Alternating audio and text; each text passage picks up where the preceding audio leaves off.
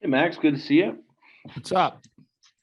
Just wondering, as a veteran player who's been through ups and downs in this league, obviously as a team and individual, when you go through stretches like this, I always hear people say, keep it simple and things like that. Is there a risk of guys? And I'm not saying you in particular. I'm just saying individually, trying to do too much to help the team get out of it.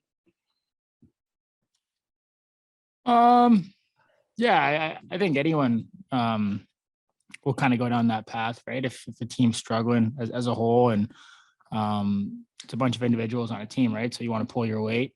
And I think sometimes you take that a little too far. And I don't think that's a bad thing. It's because you care and try and do too much. And you learn pretty quick that that doesn't usually work in this league. Because when it gets tough, the number one rule is usually just step back and simplify your game and stick to the system and play within that. So it's definitely something you got to learn how to do. And it's definitely an art in the game. And you certainly don't want to be in that situation too much where you have to simplify and kind of be not a shell of yourself, but just stick to the basics, I guess, because it's not quite as fun, especially when you're struggling. So you want to try and stay in the win column as much as you can, because I think when you're winning, you're building confidence, and that's when everyone's improving their game and working on that the fine details of the game, and that's what makes it a lot of fun. Yeah. I know for you personally, stat wise, it's probably not, it's a lull or whatever, however you want to call it right now. But I'm sure you've dealt with that obviously over your career. Like, how long did it take you to learn that in this league you don't put up like 3 points every night unless your name's McDavid or something? Um, yeah, I don't know. I think anyone can do it. It's a mindset, right? And obviously, guys like Connor and so on have that mindset and expectations of themselves to do it every single night. And even those guys go a couple games here or there without points. It's rare, but it happens. And um, what makes you get out of it faster is just the confidence to do it again and to find ways to do that. Obviously, a lot of that comes with opportunity too, and how much you get out there and whatnot in situations. So that plays a big factor. But your job as an individual player is when you do get out there, it's to produce and to make the right plays. And I think that's one thing you just got to find a way to do even when it gets tough, because there's going to be stretches, like you said, where there's lulls and it's almost like the puck, you're fighting the puck a little bit, but you just got to get through it and stick to what makes you and make some plays. You guys obviously as NHL players, I know you love challenges. You got another team. This team obviously is a tough team to face, as we saw last time you guys faced them.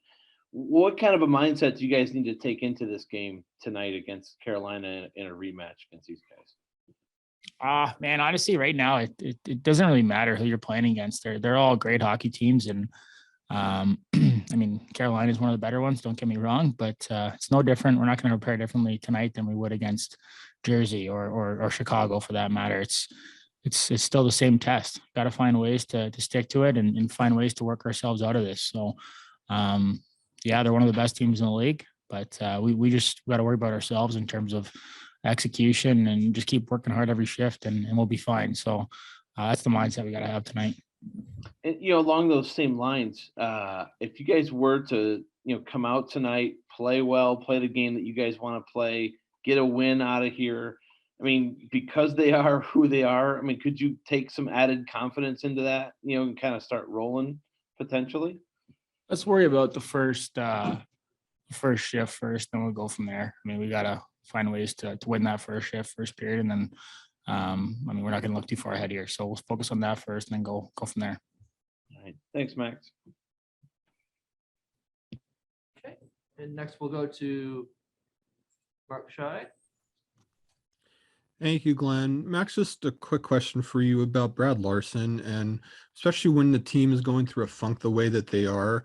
I'm curious to know when they have to when he talks to the team, and then when he pulls individuals aside, how is he handling it? Him being a first-time coach and going through the struggles to just some of the things that they talk with guys about to kind of help them along.